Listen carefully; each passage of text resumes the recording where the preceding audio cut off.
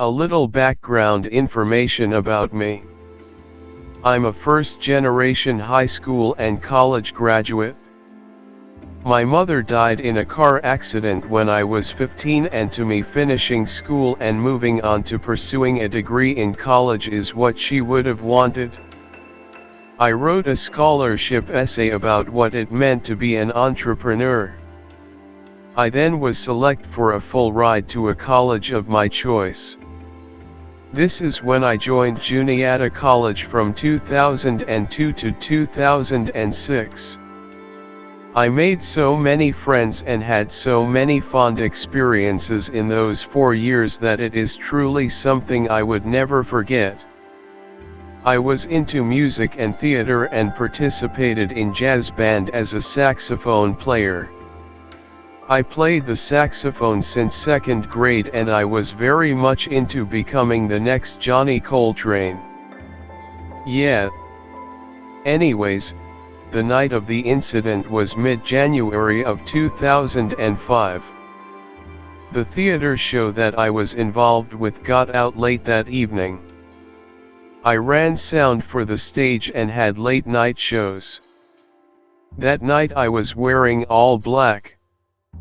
I left the theater from the back and walked up to the music practice building.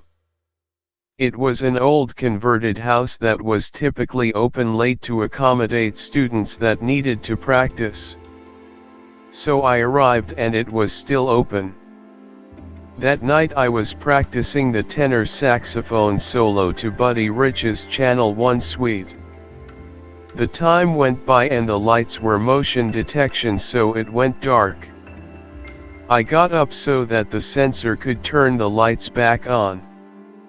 My mother always told me I was a bit clairvoyant, as all moms would say to their children, right? Well, I sat back down and I immediately had a feeling wash over me like I was being watched, so I paused the music in the disc player and stopped playing. At the same time, the security guard popped into the building and said the building is closed for the night, wrap up. So at this point I was already done and I packed up in less than a few minutes. I say good night to the security guard. As I am walking into the night with my saxophone case, I feel the snow on my hair and everything is covered in snow all around me. My dorm was across campus. For those of you who know Juniata's campus, you know that South Hall is nearest to the football field and event hall. As I am getting ready to track through the snow, I see someone by the library, which is on the right of me. The snow was lightly falling and I see the back of this person. They were wearing a snow cap and coat, very appropriate for the weather. I didn't think much of them.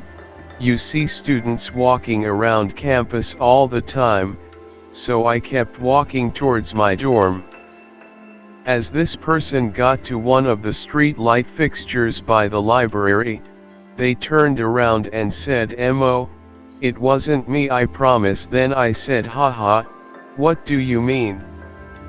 Megan, is that you?" All the while I am thinking it was my friend Megan, who also lived in South Hall. "Oh, never mind," she replied. "Also, my name is Muhammad. My good friends only called me Mo, so I am convinced that I know this person." Although I couldn't make out a face, they started to walk towards Cloister. Now a bit of a backstory. Cloister is the oldest dorm on campus, and I heard that a lot of strange occurrences happen in that particular dorm. I played ultimate frisbee, which required lots of running, and I was in pretty decent shape. I was a mere 10 to 15 feet away from her when I said, "Hey, wait up Megan, let's walk together."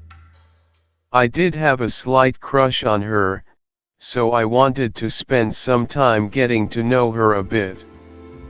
The strangest part about this initial encounter is that she was walking and I was hustling and I couldn't keep up with her.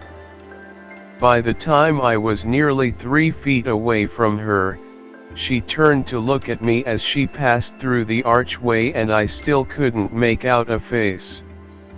A split second after she made her way into the arch, I was right behind her. At this point, I turned into the arch and there was no one to be seen, just silence. When I realized what had happened, I ran to my dorm the best I could without falling in the snow. I bolted upstairs only to find my friend Megan.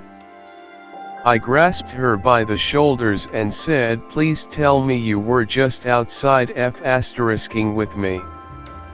She responded, "No way man, it's too cold out there, you look like you've seen a ghost, are you okay?" Let go of her and backed away. I didn't say a word. At this time Google was really starting to solidify itself as the best place to search for information. So instead of asking Jeeves or going to Dogpile, I went to Google. For some strange reason I typed in what that girl said to me, so I went to the search engine and typed "Mo, it wasn't me, I promise." What I found chilled me to my core. It shocked me so much that couldn't form words to tell my roommate at the time. I scrolled through the search and found a blog post with titled "There's a guy that's playing the saxophone at 3 a.m. in the morning and he won't shut up." Go to the post and there's an anonymous response that read, "Mo, it wasn't me, I promise."